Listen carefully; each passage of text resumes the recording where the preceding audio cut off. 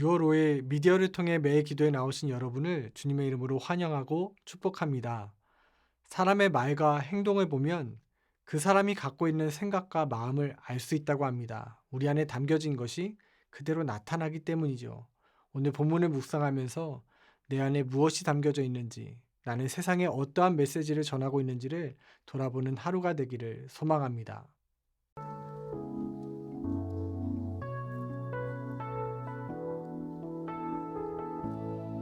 슬픈 마음 있는 자, 슬픈 마음 있는 자,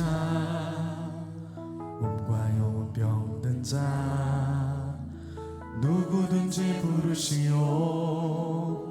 예수 이름 부르시오. 그 이름을 믿는 자, 그 이름을 부르는 자, 그가 어떤 사람이든 그는 구원 얻으리. 슬픈 마음 있는 자, 슬픈 마음 있는 자, 몸과 영혼 병든 자, 누구든지 부르시오. 예수 이름 부르시오. 그 이름을 믿는 자, 그 이름을 부르는 자, 본디오 빌라도에게 고난을 받으사 십자가에 못 박혀 돌아가신 예수님, 그분의 이름에 능력이 있습니다. 예수, 예수, 예수, 예수. 오 능력의 그 이름 예수, 나 외쳐 부르네. 예수, 예수. 오 구원의 그 이름 예수, 나 외쳐 부르네. 예수 그리스도. 은과 금 내게 없으나, 은과 금 내게 없으나, 나 가진 건 너에게 주리. 능력의 이름 예수라. 그 이름을 붙드시오. 그 이름을 믿는 자, 그 이름을 외치는 자, 그가 어떤 사람이든 그는 주의 영광 이 시간 예배 가운데 주의 영광을 보이시길 원합니다. 예수, 예수. 오 능력의 그 이름 예수, 나 외쳐 부르네. 예수, 예수. 오 구원의 그 이름 예수, 나 외쳐 부르네. 예수 그리스도. 다시 한번 은과 금 내게 없으나,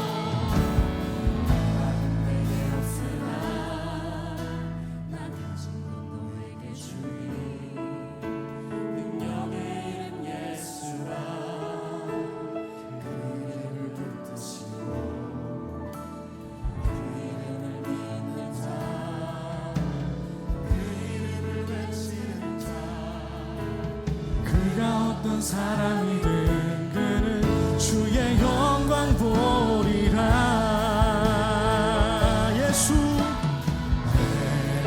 하늘에 있는 모든 자들과 땅에 있는 자들과 땅 아래 있는 자들로 모든 무릎이 예수의 이름에 꿇게 하시고 모든 입으로 예수 그리스도를 주라 하시나요. 하나님 아버지께 영광을 돌리게 하셨느니라. 아멘. 예수, 오 구원의 그 이름 예수, 나 외쳐 부르. 예수, 예수, 예수, 예수. 오 능력의 그 이름 예수, 나 외쳐 부르네. 예수,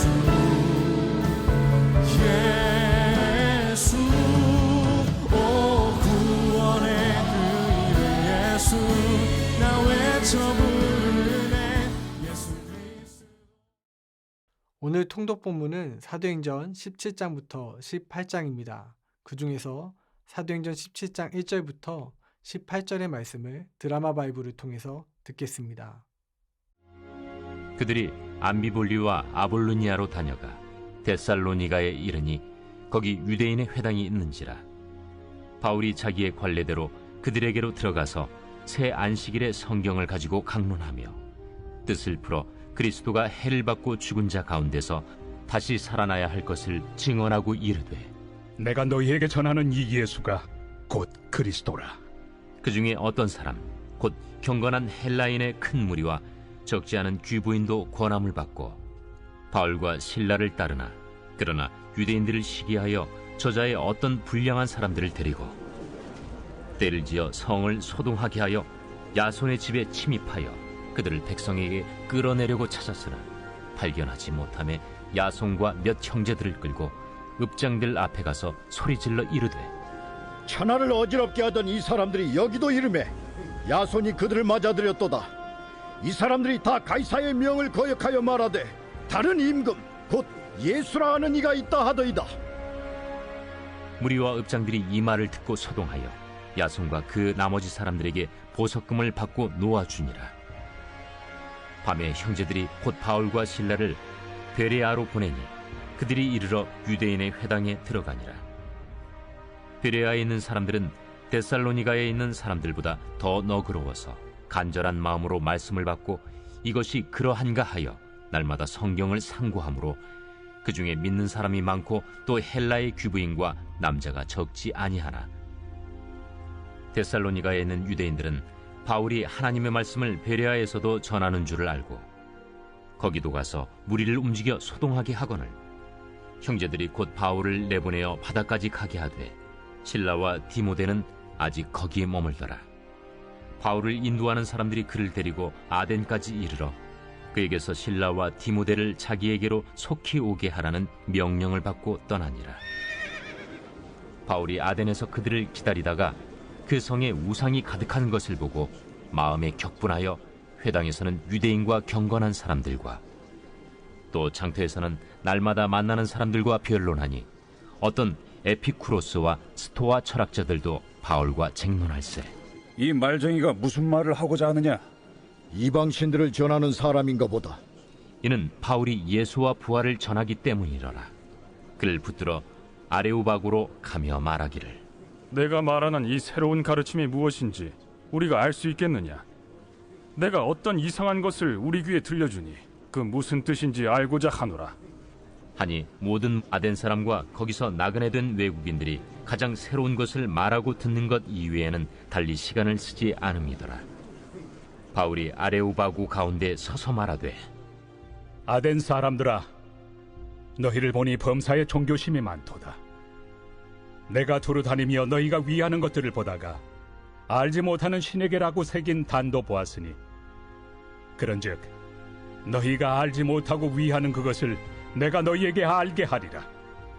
우주와 그 가운데 있는 만물을 지으신 하나님께서는 천지의 주제시니 손으로 지은 전에 계시지 아니하시고 또 무엇이 부족한 것처럼 사람의 손으로 섬김을 받으시는 것이 아니니 이는 만민에게 생명과 호흡과 만물을 친히 주시는 이심이라.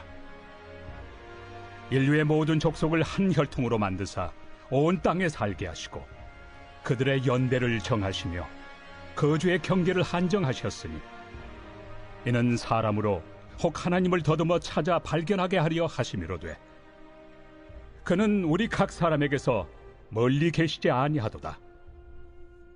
우리가 그를 힘입어 살며 기동하며 존재하느니라.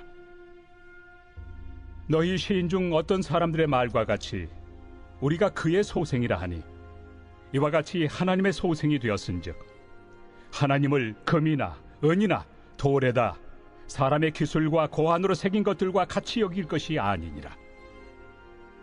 알지 못하던 시대에는 하나님이 강구하셨거니와 이제는 어디든지 사람에게 다 명하사 회개하라 하셨으니 이는 정하신 사람으로 하여금 천하를 공의로 심판할 날을 작정하시고 이에 그를 죽은 자 가운데서 다시 살리신 것으로 모든 사람에게 믿을 만한 증거를 주셨음이니라. 그들이 죽은 자의 부활을 듣고 어떤 사람은 조롱도 하고 어떤 사람은 이 일에 대하여 내 말을 다시 듣겠다. 이에 바울이 그들 가운데서 떠나매 몇 사람이 그를 가까이하여 믿으니 그 중에는 아레오바고 관리 디오누시우와 다말이라 하는 여자와 또 다른 사람들도 있었더라. 그 후에 바울이 아덴을 떠나 고린도에 이르러 아굴라라 하는 본도에서 난 유대인 한 사람을 만나니 글라우디오가 모든 유대인을 명하여 로마에서 떠나라 한 고로 그가 그 안에 브리스길라와 함께 이달리아로부터 새로 온지라 바울이 그들에게 감해 생업이 같으므로 함께 살며 일을 하니 그 생업은 천막을 만드는 것이더라. 안식일마다 바울이 회당에서 강론하고 유대인과 헬라인을 권면하니라. 실라와 디모데가 마게도냐로부터 내려오매 바울이 하나님의 말씀에 붙잡혀 유대인들에게 예수는 그리스도라 밝히 증언하니 그들이 대적하여 비방하거늘 바울이 옷을 털면서 이르되 너희 피가 너희 머리로 돌아갈 것이요 나는 깨끗하니라. 이후에는 이방인에게로 가리라. 하고 거기서 옮겨 하나님을 경외하는 디도 유스도라 하는 사람의 집에 들어가니 그 집은 회당 옆이라. 또 회당장 그리스보가 온 집안과 더불어 주를 믿으며 수많은 고린도 사람도 듣고 믿어 세례를 받더라. 샬롬, 저는 새가족 동산과 BTD 남성 사역을 맡고 있는 최욱임 목사입니다. 안녕 기독교라는 책을 쓴 김정주 작가님의 페북에서 이러한 글을 보았습니다. 앞모습처럼 뒷모습도 아름다운 사람이 되자라는 내용이었습니다. 누군가에게 보여지는 앞모습도 중요하지만 보이지 않는 뒷모습, 그 뒷모습이 진짜 꾸미지 않은 나의 모습이고 그 뒷모습마저도 아름다운 사람이 있다라는 말입니다. 그 글을 보면서 제 자신은 어떤가를 생각해 보게 되었습니다. 많은 사람들 앞에서 설교하는 앞모습 말고 강대상이 아닌 사무실에서, 교회가 아닌 가정에서, 누군가에게 보여지는 자리가 아닌 보이지 않는 내 뒷모습도 과연 아름다운가를 되돌아보게 되더라고요. 사랑하는 성도 여러분, 여러분의 뒷모습은 어떠신가요? 우리의 뒷모습이 아름답기 위해서는 내 안에 담겨 있는 것이 아름다워야 합니다. 내 마음에 품은 것이 곧 내 삶이 되기 때문입니다. 마음에 담겨진 것이 말이 되어 나오고 행동이 되어 나타납니다. 돈을 마음에 품고 사는 사람은 돈을 쫓아서 살아가죠. 쾌락을 마음에 품은 사람은 쾌락을 추구하며 살아갑니다. 내가 묵상하는 것, 내 안에 담겨진 것이 곧 내 삶이 되는 것입니다. 그리스도인의 뒷모습이 아름답기 위해서는 그 안에 무엇이 담겨져야 할까요? 예수 그리스도가 우리의 마음에 담겨 있어야 합니다. 그래서 사도 바울은 고린도 교회 성도들을 향해서 너희는 그리스도의 향기다. 너희는 그리스도의 편지다 라고 그렇게 이야기하고 있습니다. 무슨 말입니까? 성도들을 통해서 세상에 전해져야 될 메시지는 바로 예수 그리스도라는 것입니다. 우리 안에 담겨져 있는 예수 그리스도가 내 삶을 통해서 세상에 전파되어야 한다는 것입니다. 그리스도인의 뒷모습이 아름답기 위해서는 세상 그 무엇과도 비교할 수 없는 고귀한 가치, 예수 그리스도가 우리 안에 있어야 하는 것이죠. 그런 의미에서 사도 바울의 인생은 참으로 아름다운 삶이 아닐까요?